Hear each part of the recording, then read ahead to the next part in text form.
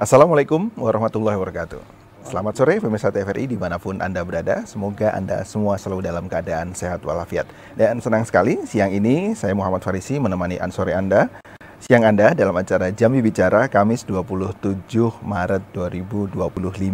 Dan tema kita pada siang hari ini adalah membahas mengenai ketersediaan pangan dan pengendalian inflasi jelang Idul Fitri 1446 Hijriah. Tentu saya tidak sendiri, pada siang hari ini ada 3 narasumber yang telah hadir di studio TVRI. Saya kenalkan yang pertama ada Pak Warsono, Kepala Kantor Perwakilan Bank Indonesia Provinsi Jambi. Assalamualaikum, apa kabar Pak? Waalaikumsalam Mas Farisi. Terima kasih ini sudah hadir di studio. Tadi habis cek lokasi Pak ya, sidak istilahnya ya, sidak pasar dengan Forkompinda dan langsung nanti diinformasikan Pak apa sebenarnya tadi yang terjadi. Dan narasumber yang kedua ada Kepala Dinas Ketahanan Pangan Provinsi Jambi, Pak Ismet Wijaya. Apa kabar Pak Ismet? Baik, sehat selalu. Terima kasih. Mas Farisi, tadi juga ikut sidak? Ikut. Oke, saya juga sehat alhamdulillah. Dan narasumber yang ketiga ada Pak Ali Ahmad atau Pak Aan. Beliau adalah Kepala Perum Bulog Jambi. Assalamualaikum, apa kabar Pak Aan? Waalaikumsalam, alhamdulillah. Terima kasih sudah hadir. Tadi juga sidak Pak ya? Ikut. Siap, Wah, ini tiga-tiganya kompak ya. Tim Satgas. kompak. Ya. Tim Satgas Pengendali Inflasi Daerah. Baik, hari ini saya akan mulai dari Pak Warsono sebagai Kepala Kantor BI Jambi. Pak Warsono, sebelum masuk ke tema kita, mohon juga dijelaskan. Masyarakat mungkin banyak yang belum tahu apa sebenarnya tupoksi dari Bank Indonesia. Apakah sama dengan bank-bank yang lain? Dan apa kaitannya dengan tema kita hari ini adalah pengendalian inflasi daerah, khususnya jelang Idul Fitri. Silakan Pak. Ya, makasih Mas Farisi. Jadi pemirsa TVRI yang saya hormati juga. Jadi kalau kita melihat kembali undang-undang yang mengatur Bank Indonesia terkait undang-undang P2SK, yaitu penguatan sistem keuangan. Tugas utama Bank Indonesia atau tujuan utama Bank Indonesia itu adalah menjaga kestabilan nilai rupiah. Oke. Nah, kestabilan nilai rupiah yang dijaga oleh Bank Indonesia itu ukurannya ada 2, Mas Farisi. Yang pertama adalah ukuran terhadap harga barang dan jasa. Oke. Yang kita kenal tentunya sehari-hari kita mengenal itu sebagai inflasi. Oke. Jadi itu tugas yang pertama. Yang kedua adalah kestabilan terhadap mata uang asing yang kita kenal dengan nilai tukar. Oke. Nah, yang tugas pertama tadi yang tujuan menjaga kestabilan dari nilai barang dan jasa atau inflasi, tentunya Bank Indonesia tidak bisa bekerja sendirian. Oke. Karena Bank Indonesia dalam menjalankan tugasnya menjaga stabilitas ekonomi, khususnya menjaga inflasi ini, lebih banyak berada dari sisi demand. Oke. Apa itu sisi demand? Adalah sisi dari permintaan masyarakat terhadap barang dan jasa. Ukurannya apa? Biasanya masyarakat itu memiliki permintaan yang tinggi itu kalau likuiditas dia banyak. Likuiditas itu adalah dalam arti yang umum adalah uang yang dipegang oleh masyarakat itu berlebihan. Oke. Nah, ketika dia berlebihan, maka hasrat untuk konsumsi atau permintaannya itu naik sehingga bisa menimbulkan harga-harga yang bisa cenderung naik. Itu kan mekanisme ekonomi aja. Nah, Bank Indonesia kemudian mengatur seberapa besar sih takaran yang pas dari likuiditas itu di masyarakat sehingga bisa stabil. Makanya kita tidak bisa nyetak uang seenaknya gitu Pak ya maksudnya. Oke. Nah, namun demikian, fenomena inflasi yang terjadi di masyarakat, kenaikan harga barang dan jasa di masyarakat, itu tidak sepenuhnya terjadi karena faktor demand. Oke. Bisa juga terjadi karena faktor sisi supply-nya atau sisi pasokan barangnya. Kalau misalnya terjadi gagal panen, kemudian transportasi yang terhambat karena gelombang yang tinggi kebetulan komoditasnya itu berasal dari luar daerah. Kemudian produktivitas tanaman pangan yang turun, atau ada juga kebijakan-kebijakan yang itu mempengaruhi harga, misalnya kebijakan-kebijakan yang harga-harga yang diatur pemerintah, katakanlah tarif listrik, BBM dan sebagainya. Hal-hal ini yang termasuk efisiensi sekarang. Saya tidak ke sana, tapi lebih banyak ke faktor-faktor supply itu. Nah, itu menyebabkan inflasi itu juga bisa disebabkan oleh sisi supply yang itu berada di luar kendali bank sentral. Karena sekali lagi tugas bank sentral tadi yang sisi demand mengatur, menjaga likuiditasnya. Oleh sebab itu, karena kombinasi inflasi ini disebabkan oleh mekanisme supply dan demand tersebut, dan Bank Indonesia tidak bisa melaksanakan sendirian, maka kemudian kami harus melakukan koordinasi. Koordinasi itu dalam wadah apa? Dalam wadah yang namanya Tim Pengendali Inflasi Daerah. Nah, tim TPID ini ada di pusat juga atau? Di pusat namanya TPIP, Tim Pengendali Inflasi Pusat, kemudian di cascading ke daerah-daerah, provinsi dan kabupaten kota, yang namanya Tim Pengendali Inflasi Daerah. Dan Tim Pengendali Inflasi Daerah ini rutin berkoordinasi, bahkan setiap minggunya itu di monitor oleh Kementerian Dalam Negeri, gitu Pak. Jadi dimonitor oleh Kementerian Dalam Negeri. Jadi itulah kenapa kemudian Bank Indonesia melakukan koordinasi dengan daerah. Sehingga kalau penjelasan singkat saya tadi, memang tujuan Bank Indonesia itu sebenarnya itu menjaga kestabilan nilai rupiah. Baik, Pak Warsono, sebelum ke Pak Ismet, Pak Warsono, teknisnya gimana menjaga tadi nilai tukar uang dengan barang dan jasa? Teknisnya bagaimana?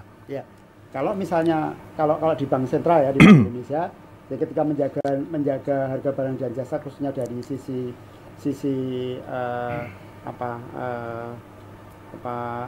jumlah uang beredar atau gampangannya gambar awalnya jumlah uang beredar atau likuiditas di masyarakat itu mencukupi adalah ketika terlalu banyak maka bisa menimbulkan harga-harga yang tinggi, maka mekanisme yang dilakukan oleh Bank Indonesia harus menyerap likuiditas tersebut.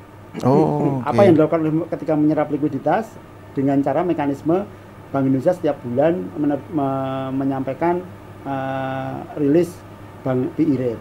Nah, kalau terlalu berlebihan dan itu bisa menimbulkan inflasi, maka Bank Indonesia harus menaikkan suku bunganya. Jadi bermain di sektor itu. Itu bermain, memang kita otoritas moneter. Jadi otoritas moneter memang mengatur likuiditas. Baik Pak Warsono. Tapi sekali lagi, ketika mengatur inflasi, harga barang dan jasa, kebijakan moneter saja tidak cukup. Karena kita harus melihat sisi supply yang itu ada di ranahnya. Nah, sekarang Pak Ismet untuk menjaga pangan, menjaga jumlah pasokan, yang monitor Pak Ismet. Tapi kami di daerah tidak serta-merta kami ANSI hanya, ya ini bukan tugasku, nggak bisa begitu. Kita harus kolaborasi ya Pak Ismet, sehingga kami sehari-hari day to day ini kami komunikasi dengan Pak Ismet. Pak Ismet kalau misalnya katakanlah gini, kalau misalnya nanti mungkin lebih detail akan kita jelaskan, kalau Pak Ismet butuh barang dari luar daerah, misalnya untuk operasi pasar dan sebagainya, kami juga berkontribusi. Baik. Saya akan ikut kontribusi, misalnya subsidi ongkos angkutnya kami ikut. Bagian dari sinergi. Baik, Pak Ismet gimana terkait apa ya tadi sudah langsung disinggung nih, pas nih nyambung nih. Kalau tadi sisi demand-nya, dari sisi supply-nya bagaimana Pak? Jelang Idul Fitri ini, apakah lancar semuanya? Tadi juga sidak ke pasar? Terima kasih Mas Farisi. Jadi menyambung tadi apa yang disampaikan Pak Warsono, Kepala BI Jambi, betul adanya. Jadi memang selama ini tugas pokok fungsi kami bagaimana kami berupaya untuk menjamin ketersediaan pangan, memudahkan aksesibilitas pangan bisa dijangkau oleh masyarakat dan mengendalikan harga pangan. Itu paling pokok di tengah masyarakat. Jadi terkait dengan kesediaan pangan ini adalah kita bicara tentang stok, stok pangan. Nah, kita harus memastikan ya, kalau kita sudah akan menghadapi hari besar keagamaan nasional seperti menjelang bulan Ramadan, menjelang hari raya Idul Fitri, kemudian menjelang Natal dan Tahun Baru, itu sudah rutin kita laksanakan. Kita melakukan perhitungan yang matang dan berkolaborasi dengan Perumbulok ya, selaku mitra kerja kami untuk menghitung mengkalkulasi stok bahan pangan yang tersedia pada saat ini dan yang akan datang ya. Kami utamakan itu 4 bulan ke depan biasanya itu memprediksi. Jadi kita harus memastikan stok pangan untuk khususnya beras, minyak goreng, kemudian tepung terigu, telur dan lain sebagainya itu harus kita pastikan ketersediaannya 4 bulan ke depan. Itu bisa dihitung ya Pak Ismet? Bisa. Ya, kita namanya ada metode menghitung prognosa neraca pangan. Tapi kita lihat juga di lapangan kenyataannya apakah memang ada barangnya. Ya, jadi kita cek di gudang Bulog ya sebagai selaku tempat penyimpanan bahan pangan situ yang utama, karena situ memang sentralnya, utamanya bahan pangan beras. Juga kami cek lagi untuk komoditi yang lain, bahan pangan lain seperti di distributor telur, kemudian distributor gula pasir, tepung terigu yang ada di Provinsi Jambi. Itu kita lihat. Nah, setelah kita lihat ini memang aman stok ini cukup mencukupi, nah baru kita lihat apa namanya itu rantai distribusinya, ya sampaikah ini ke pasar-pasar tradisional, ke retail di situ ya. Nah tadi kami cek, alhamdulillah dengan cukup lengkap, sangat lengkap tadi Pak Gubernur Prokopinda, kemudian tim Satgas Pangan. Kemana tadi ngeceknya Pak? Tadi di Pasar Angsuruo. Ya itu kondisi untuk stok pangan kita cukup ya, kemudian tidak ada gejolak harga yang signifikan lah. Adapun kenaikan harga tapi masih di atas kewajaran ya, biasa dalam kondisi yang seperti ini menjelang hari raya Idul Fitri. Yang dianggap biasa dan wajar itu berapa Pak? Ya kisarannya. Ya kisarannya misalkan kita lihat kenaikan sekarang ini cabai rawit ya, cabai rawit merah. Yang kemarin sebelum hari raya, sebelum Ramadan itu 80.000 cabai rawit merah itu. Nah sekarang itu 100.000 sekarang. Okay. Nah, kondisinya naik 20.000 dong. Ya naik sekitar ya 20% lah, ya 16 ribuan. Jadi ini memang kita telusuri penyebabnya. Memang pasokan itu memang pasokannya tidak kurang, pasokannya itu cukup cabai rawit merah ini. Tetapi memang kebutuhan cabai rawit ini cukup tinggi, cabai rawit merah nih untuk di pasaran, seperti di pedagang-pedagang ayam geprek, ya pedagang-pedagang yang pecel lele dan sebagainya. Tentunya di bulan Ramadan ini banyak memproduksi makanan karena untuk berbuka puasa dan sebagainya. Jadi memang permintaan meningkat ya, sementara penawarannya ataupun stok pangannya itu stabil aja. Jadi memang terjadi gejolak, itu masih dalam kondisi wajar. Oke. Dari semua sembako lah istilahnya gitu ya. Tadi disebut ada beras, minyak, daging, telur. Mana yang cenderung stabil, mana yang naik Pak? Yang naik. Ya, yang naik hanya cabai atau ada beberapa lagi yang lain dari semua bahan pokok yang disidak hari ini? Yang tadi yang kita temui pertama ya memang ada kondisi harga cabai rawit merah ya yang naik yang saya bilang tadi. Dari 80.000 menjadi 100.000. Tapi nanti fenomena ini akan turun sendiri ya setelah pasca Idul Fitri ini. Kemudian daging beku ya. Ya memang stok daging beku ini memang terbatas ya karena ini daging dari impor. Juga memang ada pemerintah mengharapkan itu bisa dijual di harga yang sesuai ya, bawah 100.000. Tetapi yang di harga di pasaran ya sekitaran 135.000.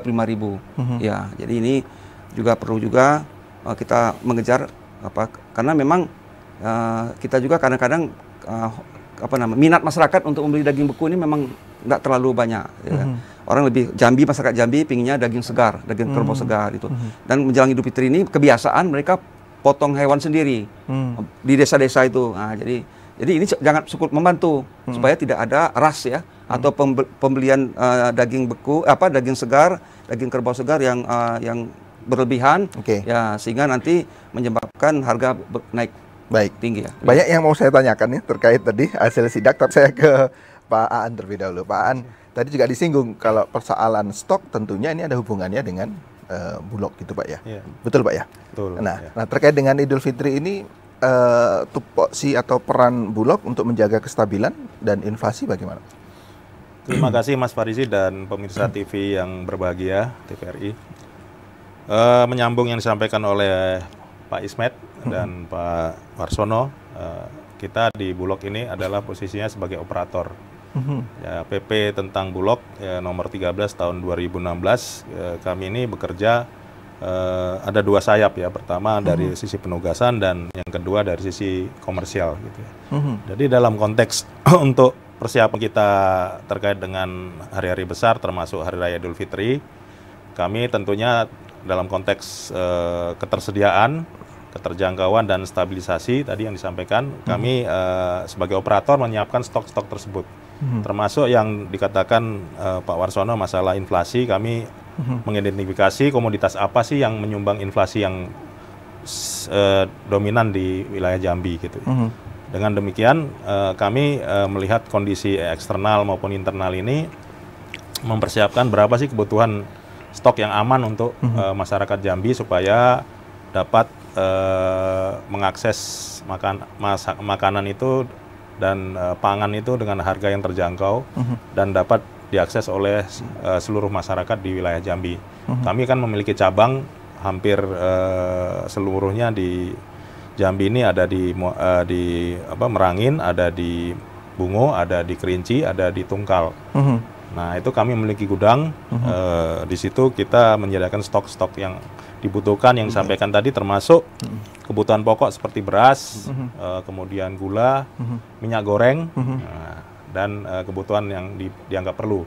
Nah, tentunya kami siap untuk melaksanakan kegiatan operasi pasar gitu ya, termasuk yang kita laksanakan gerakan pasar murah, yang termasuk dilaksanakan di TVRI juga.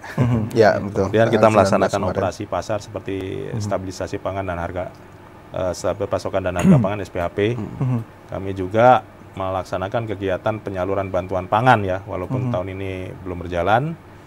Dan kami untuk memperkuat ketersediaan itu kami melaksanakan pengadaan gabah dan beras di Jambi. Jadi kami menyerap gabah petani ya di Jambi ini, di wilayah Merangin, kemudian di Kuala Tungkal khususnya di Tanjung Jabung Barat dan Timur, serta di wilayah Sungai Penuh dan Kerinci. Nah, ini sampai hari ini kita hampir 1.600 ton kita serap dari petani.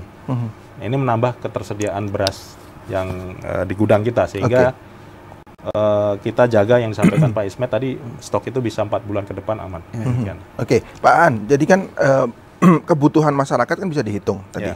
Nah, kemudian beberapa kebutuhan itu untuk menjamin stoknya supaya tidak inflasi, perlu Bulog untuk menjaga ketersediaan itu. Betul gitu Pak ya? Nah, bagaimana cara mendistribusikannya Pak? Tapi nanti Pak menjawabnya, kita harus jeda dulu. Pemirsa jangan kemana-mana, tetap di Jambi Bicara.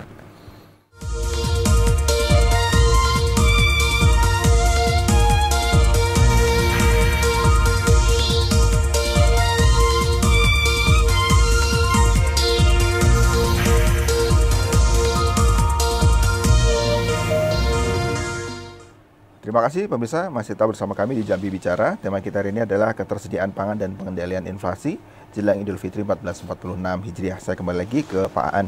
Pak Aan, tadi Bulog ini tugasnya adalah menjaga stok. Nah, bagaimana cara mendistribusikannya?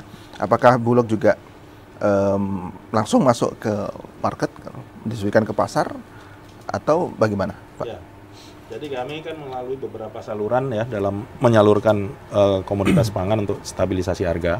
Satu melalui jalur distributor, kemudian retail, dan jalur pemerintah. Tentunya dengan distributor kami menjaga keseimbangan pasar dengan beberapa distributor di wilayah Jambi, termasuk untuk komoditas-komoditas pangan pokok ya, seperti beras, gula, terigu, minyak goreng, dan lainnya. Nah, kami tentu salurkan melalui mereka, dan mereka ke pengecer, dan pengecer ke konsumen. Ada juga melalui jaringan retail. Nah, retail ini kita contohkan melalui saluran rumah pangan kita. Rumah pangan kita yang sudah kita bentuk itu hampir 600 outlet yang sifatnya itu di bawah virtual ya. Jadi kami itu menyediakan komoditas yang beras SPHP, beras yang murah, harganya terjangkau masyarakat, minyak goreng, gula, dan lain-lain itu di rumah-rumah masyarakat. Nah, dari situ nanti konsumen bisa datang ke rumah-rumah komplek tersebut. Jadi misalkan dalam satu kelurahan kita ada 2 rumah pangan kita. Nanti masyarakat di kelurahan situ nanti akan datang ke RPK itu. Jadi masyarakat lebih mudah mengakses dengan harga yang terjangkau. Kemudian kita juga langsung ke konsumen. Tentunya kami seringkali gerakan pasar murah kita adakan di beberapa instansi dan kelurahan. Langsung ke masyarakat kita membuat outlet di situ, dan masyarakat datang langsung transaksi dengan kita. Nah, ini kita akan terus laksanakan, bahkan kami melaksanakan kegiatan ini day to day ya, tiap hari gitu ya. Jadi apalagi menjelang hari raya ini kami tetap melaksanakan kegiatan ini, sehingga kita jamin selama musim Ramadan ini sampai dengan hari raya, dan setelahnya ketersediaan stok di wilayah Jambi ini dapat terjamin sehingga masyarakat pasar. Poinnya adalah setelah sidak tadi dan berdasarkan statement dari Bapak tadi, berarti stok aman Pak ya? Aman. Baik, lagi ke Pak Warsono. Pak Warsono, ada kendala atau hambatan dalam pengelolaan inflasi ini Pak? Khususnya yang jelang-jelang Idul Fitri atau hari-hari besar yang lain Pak? Ya, baik Mas Faris. Jadi ketika kita bicara inflasi ini kan terkait dengan kestabilan harga ya.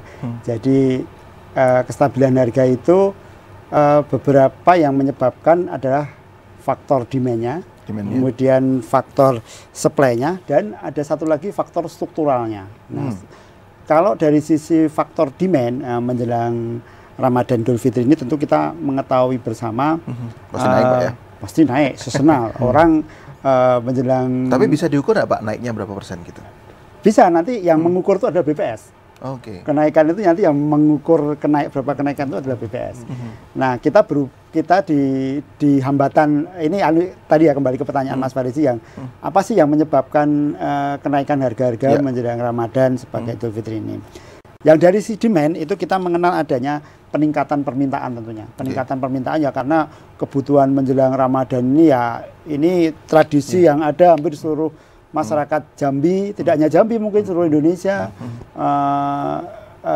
bersukacita menyambut hari raya sehingga makan-makan mungkin tidak seperti hari-hari biasanya sehingga permintaan pasti akan naik. Ketika permintaan naik otomatis harga akan naik. Saat inilah ketika harga-harga naik inilah insentif juga bagi produsen produsen, pedagang.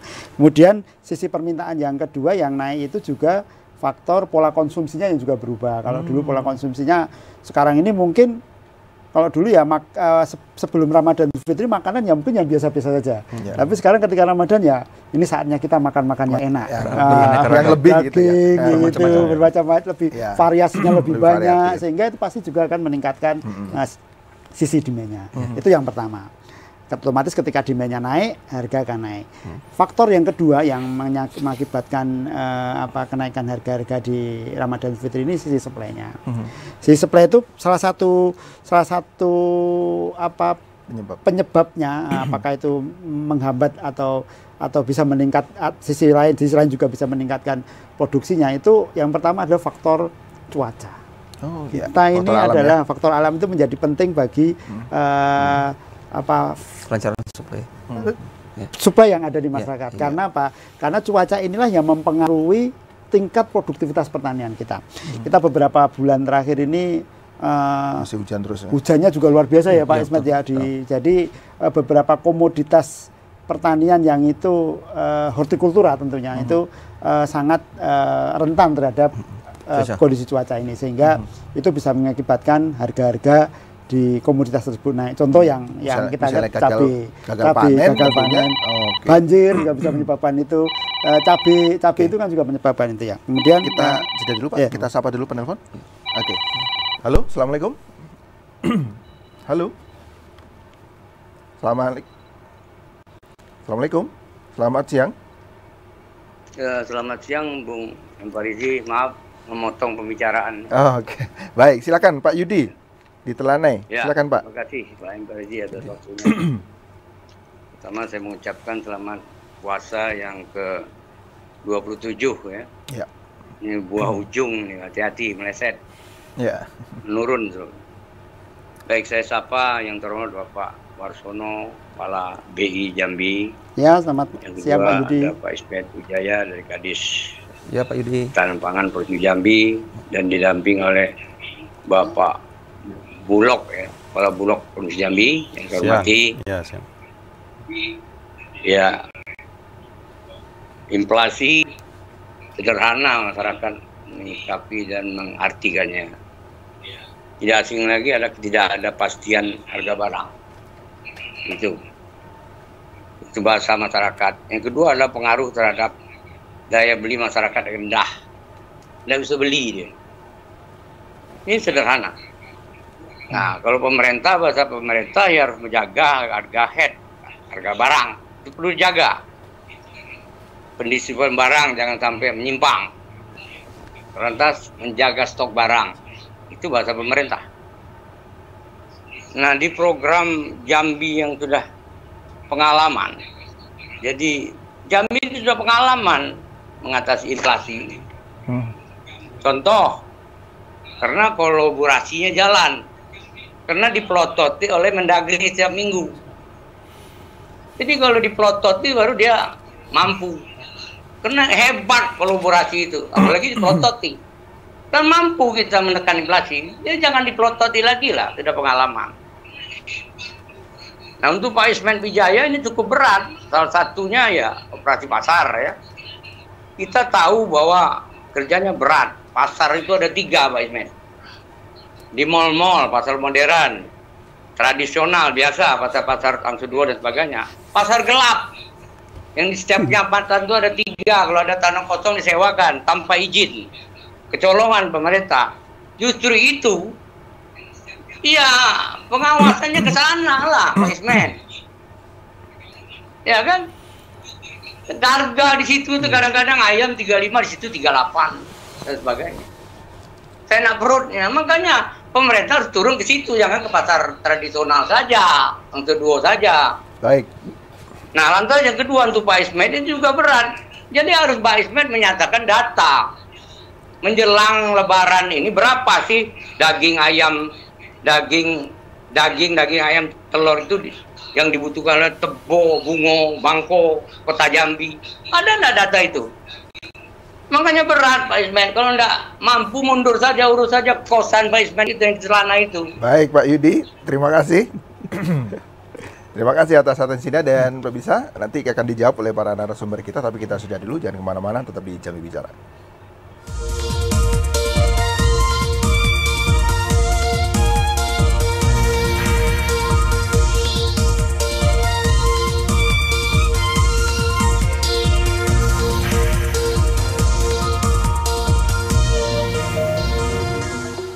Terima kasih pemirsa, kita lanjutkan kembali. Tadi terputus, silakan dilanjutkan Pak, sekaligus menjawab ya. Ya Pak. Jadi itu pertama tadi kan sudah saya jelaskan dari sisi demand ya. Dari sisi supply-nya pertama gangguan cuaca. Itu bisa menyebabkan karena terkait dengan produksi pertaniannya. Kalau terlalu ekstrim, hujannya berlebihan juga nggak bagus. Panasnya. Tapi kalau melimpah juga nggak bagus ya? Apanya Pak? Kalau hasil panennya melimpah. Ya itu nanti proses berikutnya ya untuk pengaturan tata niaga dan sebagainya. Tapi yang kendala kedua ada kendala distribusi. Misalnya katakanlah gini, menjelang Ramadan Idul Fitri ini kan prioritas lalu lintas kan pasti untuk angkutan manusia, bukan angkutan barang. Nah itu perlu berapa udah di stop ya? Berapa di stop sehingga kendala distribusi ini juga perlu diatur sedemikian rupa agar komoditas-komoditas yang itu mempengaruhi hajat hidup orang banyak, usia sembako dan sebagainya, ya masih tetap diberikan ruang untuk berjalan. Itu perlu dilakukan juga. Terus kemudian kendala ketiga yang terkait dengan supply ini, ternyata tidak semua komoditas yang dibutuhkan oleh masyarakat di Jambi ini itu diproduksi di Jambi, tercukupi dengan produksi Jambi, sehingga harus mendatangkan dari daerah lain. Nah itu juga menjadi kendala ketika kita dari sisi supply-nya. Nah kalau dari sisi struktural kita mengetahui tentunya pemerintah kondisi jalan dan sebagainya, irigasi itu juga perlu lebih dioptimalkan lagi. Mungkin ya ada beberapa yang perlu konservasi dan sebagainya untuk lebih meningkatkan produktivitas dari sisi strukturalnya. Nah itu yang mengakibatkan harga-harga itu bisa terpengaruh ya. Baik. Terus itu Pak yang. Pak Warsono, satu lagi sebelum ke Pak Ismet. Jadi tadi disampaikan terkait juga inflasi terjadi kalau daya beli masyarakat. Berarti kalau daya beli masyarakat turun, bagaimana Pak? Ya, daya beli masyarakat itu dipengaruhi oleh apa? Daya beli masyarakat itu dipengaruhi oleh pendapatan masyarakat. Pendapatan masyarakat itu akan naik ketika ini masalah struktural sih. Jadi kalau di ekonomi struktural ya. Jadi pendapatan masyarakat itu akan naik kalau Kalau lapangan pekerjaan juga ada, iklim investasi juga bagus, sehingga produksi pabrik bisa dibangun di Jambi, kemudian bisa merekrut tenaga kerja, akhirnya meningkatkan pendapatan. Nah itu bisa mengakibatkan daya beli naik. Termasuk kita harus mendorong sumber-sumber pertumbuhan ekonomi baru di Jambi agar pendapatan masyarakat juga naik, pertumbuhan ekonomi naik. Karena kalau kita bicara daya beli, kita harus bicara juga tentang pertumbuhan ekonominya juga. Jadi pertumbuhan ekonomi. Nah inflasi yang kita lakukan sekarang, menjaga inflasi ini adalah menjaga agar daya beli masyarakat itu tidak turun dengan harga-harga yang stabil. Kita tidak berharap harga-harga itu turun terus, deflasi juga nggak bagus. Karena kalau deflasi terus itu, kata kuncinya adalah stabil, Mas. Ya, ketika harga stabil, makanya inflasi itu selalu disebutkan ada targetnya. Targetnya positif selalu. 2,5 plus minus 1%. Sehingga inflasi itu dalam range 1,5 sampai 3,5%. Kalau inflasi dalam range tersebut itu aman. Aman artinya apa? Daya beli masyarakat masih oke mengcover. Dari sisi dunia usaha masih ada insentif ketika dia berusaha karena ada kenaikan harga. Kalau pengusaha nggak ada kenaikan harga, yang namanya nggak dapat keuntungan dia. Ya, makanya dia harus ada inflasi. Jadi tapi dalam range tersebut masyarakat itu tidak terganggu daya belinya. Nah, bagaimana mendorong daya beli? Itu sisi yang lain adalah dengan mendorong pertumbuhan ekonomi. Bagaimana mendorong pertumbuhan ekonomi? Kita harus meningkatkan sumber-sumber pertumbuhan ekonomi baru di Jambi ini. Jangan tergantung kepada sektor-sektor yang konservatif, sektor pertanian maupun sektor pertambangan. Makanya ini kita terus ya dorong di Jambi ini sektor jasa perdagangan, termasuk mendorong aktivitas yang terkait dengan pariwisata yang itu forward linkage dan backward linkage terhadap ekonomi sektor-sektor yang lain tinggi, kita dorong bersama-sama. Baik. Saya ke Pak Ismet. Pak Ismet, tadi disinggung oleh Pak Yudi bahwa sebenarnya kita bisa loh menjaga inflasi kalau diplototin terus gitu kan. Nah, saya ingat betul memang dulu pernah terjadi inflasi ya sangat tinggi ya, termasuknya di Jambi. Tapi setelah ada koordinasi yang terus intens antar pemerintah pusat lewat Kemendagri, kemudian kita bisa menjaga. Nah, tapi maunya jangan diplototin terus. Tanpa diplototin harusnya sudah bisa. Gimana, Pak? Oh gitu. Ya ini kan apa ya namanya saya bilang dinamika ya. Dinamika dalam upaya TPID ini bergerak secara dinamis terus-menerus berkelanjutan untuk menjaga mengendalikan inflasi daerah kita. Nah memang ya dalam situasi pasar kan bergerak terus. Jadi kita tidak bisa mengerem, tidak bisa mengendalikan. Kalau kita lengah sedikit, ya tentunya nanti kita kecolongan. Nah itu. Jadi memang artinya dipelototin, tapi jangan mengabaikan tugas-tugas yang lain. Tetap kita harus memplototin ini. Kenapa tidak? Karena mulai dari Kemendagri sudah menginstruksikan setiap minggu, tiap hari Senin kita melakukan rapat evaluasi dalam rangka terkait untuk rapat pengendalian inflasi dari TPIP maupun ke TPID-nya. Nah itu. Nah tapi tugas-tugas lain, pengendalian harga, harga pangan, akses pangan, ketersediaan pangan itu memang tugas pokok kita. Sambil berjalan tugas-tugas lain kita lakukan juga. Nah menarik tadi saya mau sedikit menanggapi terkait dengan pasar gelap yang tadi ya. Ini kita perlu kami tanggapi sedikit. Kalau saya tidak sepakat yang kalau nyebut istilah pasar gelap ini, karena ya namanya pasar kan, kalau orang berjualan itu kan antara pertemuan antara konsumen dengan penjual dengan pembeli, ya konsumen dengan produsennya. Jadi tentunya konsumen mencari produsen itu pertama mencari jarak yang bisa cepat, aksesnya dekat. Itu kemudian samping dekat harganya murah, terjangkau. Nah, dan kemudian kualitas barangnya masih baik. Nah, itu mutunya mutu pangannya masih baik. Nah, tinggal nanti konsumen yang pintar itu dia tinggal memilih mana yang menurut dia yang layak dia beli, mana yang tidak. Gitu. Nah, jadi sebenarnya ini menjamurnya lapak-lapak sayur ya, sayur ada lengkap saya lihat itu. Saya lihat ya ada di tiap perumahan itu ada. Bukan pasar ya Pak ya, bukan. Kalau pasar kan banyak orang rame, luas segala macam. Tapi itu hanya lapak sayur, kemudian ada juga sedikit menjual komoditi ikan dan terutama sayur-sayuran, bumbu-bumbu segala macam itu mereka memang tidak secara resmi tidak ada pakai izin segala macam, tetapi sepanjang dalam hati masyarakat sekitarnya menerima keberadaan itu, RT, lingkungannya, ya kami anggap itu silakan saja. Kita kontrol aja, jangan terjadi persaingan pasar ya, terutama itu yang terpenting itu. Jadi intinya memperpendek rentang distribusi lah ya, akses yang dekat, harganya juga saya lihat timbang mereka beli jauh di pasar Angsa 2 yang jaraknya 4 kilo, itu kan ongkos lagi Pak ya, ongkos transportnya mending dekat tapi agak sedikit mahal. Ada apa-apa itu. Tinggal itu. Jadi tergantung konsumen opsional opsional. Tergantung mau yang mana. Mau yang mana gitu. Atau kalau mau sekalian jalan-jalan bisa kemana. Ya benar. Nah, terkait dengan data tadi, sekalian ini supaya kita sama-sama nggak kabur ya, nggak nanti lari kemana-mana persepsi. Terkait dengan data, kami terus merilis tiap hari yang namanya tabel dinamis harga pangan. Bisa diakses di mana Pak? Rata provinsi untuk tingkat produsen maupun tingkat konsumen. Kalau tingkat konsumen itu kita merilis ada 24 komoditi pangan ya untuk seluruh kabupaten kota. Nah, itu tapi kan kita tidak mengeksposnya secara manual. Kita kan pakai IT. Itu bisa kita lihat ada akunnya. Silakan masyarakat bisa setiap saat bisa membuka itu. Di mana Pak bisa diaksesnya? Ada website tertentu? Ada websitenya ya, itu yang dikendalikan oleh Badan Pangan Nasional. Tidak punya. Okay. Ya, jadi apa Pak nama websitenya? Masyarakat kalau mau lihat apa yang diketik? Iya. Apa namanya, panel harga pangan Papanas ya. Panel harga pangan. Oh, harga pangan. Iya, iya. Harga pangan ketik aja di Google seperti itu, nanti muncul ya. Ya, muncul. Oke. Baik. Saya menambahkan dikit, kalau terkait dengan data itu selain Papanas, itu BI juga punya data pantauan harga dari seluruh Indonesia. Di namanya Pusat Informasi Harga Pangan Strategis. Itu bisa di-download juga aplikasinya di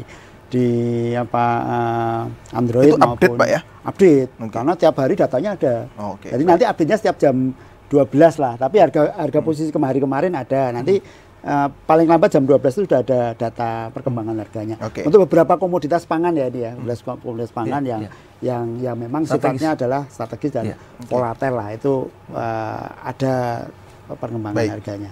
Baik, saya ke Pak Aan. Pak Aan, terkait tadi peran Bulog. Peran Bulog tadi kan berarti sangat vital Pak ya. Artinya kalau tidak ada Bulog, kemudian para pemain pasar ini bisa seenaknya lah, kira-kira begitu Pak ya. Karena Bulog yang kemudian fungsinya adalah penyeimbang, kemudian kalau tinggi bisa menekan gitu Pak ya, betul ya? Ya, jadi memang kita melihat ya kita mekanisme pasar seperti biasa lah. Kita tidak ada sifatnya menghambat pasar kan gitu ya. Namun dalam konteks yang sampaikan tadi terkait dengan inflasi, kami turut menjaga stabilisasi harga gitu. Tentunya peranan kami menjaga keseimbangan khususnya untuk komoditas pangan pokok. Ya seperti beras ya, karena beras ini memiliki bobot yang cukup besar penyumbang inflasi dan masyarakat kita masih tergantung kepada beras kan gitu ya. Selain beras apa Pak? Jadi komoditas yang di luar itu tentunya kami tadi yang sampaikan sisi komersil kami bisa di komoditas pangan pokok seperti gula, minyak goreng, terigu, bisa saja untuk daging, bisa saja untuk cabai kalau memang diperlukan. Nah, kami koordinasi dengan Dinas Ketahanan Pangan. Berarti Bulog beli barang-barang itu semua, kemudian dijual kembali? Ya, jadi kami bisnis juga berarti Bulognya Pak? Ya, kita sebenarnya fungsi dari bisnis itu kan hanya untuk melengkapi ya, dari untuk menjaga agar kondisi perusahaan kita, karena kita kan bekerja itu di dua, penugasan dan kegiatan komersil. Nah, dengan penyeimbang ini kita harapkan ya inflasi untuk komoditas pangan pokok seperti beras itu bisa kita jaga sehingga kita melihat daya beli masyarakat supaya jangan turun. Tadi yang sampaikan Pak Warsono kan, kalau kita harga naik terus sedangkan daya beli rendah, nah ini akan menyusahkan masyarakat. Makanya kami di Bulog ada mendirikan rumah pangan kita dengan harga beras itu di bawah HET, kemudian kita gula di bawah harga pasar, minyak goreng yang sekarang dengan timbangan dan seterusnya yang sesuai standar. Kalau di bawah harga pasar, enggak rugi tuh Pak? Ya kita untung sedikit. Sedikit. Jadi kita di atas modal lah ya. Ya lebih ke negara lah. Lebih ke sosial ya. Ke masyarakat supaya bisa menjangkau. Rumah pangan kita itu sudah banyak di seluruh wilayah Jambi, sampai di seluruh Bungus, di Kerinci, di Sungai Penuh, semuanya sudah banyak menjamur. Nah ini kita supply dengan harga yang terjangkau, dengan harga yang di bawah harga pasar sedikit gitu. Nah inilah kita tugasnya untuk menjaga stabilisasi dan menjaga daya beli masyarakat supaya bisa tetap. Baik, kita sudah berada di penghujung nih Pak dari dialog kita, jadi sekaligus closing statement terkait dengan tupoksi dari Bapak tadi di bidang TPID dan juga sidak tadi ke lapangan khususnya di pasar, apa ingin Pak Aan sampaikan ke masyarakat? Ya, terima kasih. Dalam menjaga kita melihat hari besar ini, masyarakat tidak perlu khawatir dengan stok yang ada, khususnya komoditas beras. Kami menyediakan stok, kemudian gula juga kami ada, kemudian minyak goreng. Kita tersedia di gudang-gudang di seluruh wilayah Jambi. Jadi dalam persiapan Lebaran dan setelah Lebaran, kami harapkan masyarakat tidak perlu panik. Kita menyediakan komoditas tersebut, kita bisa hubungi dengan kantor Bulog di wilayah Telanai, kemudian juga di beberapa cabang di seluruh wilayah Jambi. Dengan harapan masyarakat dapat menikmati kegiatan hari besar tanpa khawatir dengan kenaikan harga. Demikian, terima kasih. Baik, terima kasih Pak Aan. Terakhir Pak Ismet, silakan Pak Ismet. Ya, terima kasih Mas Farisi. Jadi kami harapkan masyarakat Provinsi Jambi umumnya, khususnya yang Kota Jambi, menjadi masyarakat yang pintar dan bisa memilih tempat-tempat untuk membeli bahan pangan pokoknya yang sesuai dengan kemampuan dana yang ada. Jadi maksud kami menyiapkan kios-kios pangan di mana di situ sama juga RPK juga, tapi kios pangan sifatnya lebih banyak komoditi pangan yang dijual dengan harga di bawah harga pasar. Juga ada toko TPID sama juga. Berarti Bulog punya sendiri tadi? Ya. Pemerintah punya sendiri? Sama. Ya, artinya kita untuk semakin banyak saling mensupport. Ya, mensupport. Jadi kita harapkan masyarakat jangan selalu mengejar tempat yang jauh yang mungkin diharapkan situ seperti pasar Angsuruo, pasar Talang Banjar mengejar harga murah, ternyata sampai di sana barangnya sudah ada. Kan susah juga. Daripada yang di depan mata ditinggal, ya belilah tempat yang memang harga yang di bawah pasar dan yakinlah bisa terjangkau sesuai dengan daya beli masyarakat. Baik. Terima kasih Pak Ismet. Terakhir Pak Warsono singkat saja. Singkat saja Pak Mas Farizi dan teman-teman pemirsa TVRI yang berbahagia. Satu saja dari BI pesan kepada masyarakat di Ramadan dan Lebaran ini belanjalah dengan bijak. Ya, bijak dalam artian begini, belanjalah sesuai kebutuhan, bukan sesuai keinginan. Karena kalau kita belanja sesuai keinginan, maka apapun pengen kita beli. Ketika apapun pengen kita beli, permintaan akan naik, kemudian harga barang-barang akan naik. Jadi belanjalah sesuai kebutuhan. Ya pas kita bisa Lebaran dengan keluarga dengan enak, konsumsi makanan juga semakin lebih enak karena kita sudah mengukur dengan baik kebutuhan kita. Baik, sekali terima kasih Pak Warsono, terima kasih Pak Ismet, terima kasih Pak Haan tadi berdasarkan dialog kita, maka stok pangan kita aman dan masyarakat juga harus berbelanja dengan bijak. Terima kasih atas perhatian Anda. Saya Muhammad Farisi. Assalamualaikum warahmatullahi wabarakatuh. Waalaikumsalam.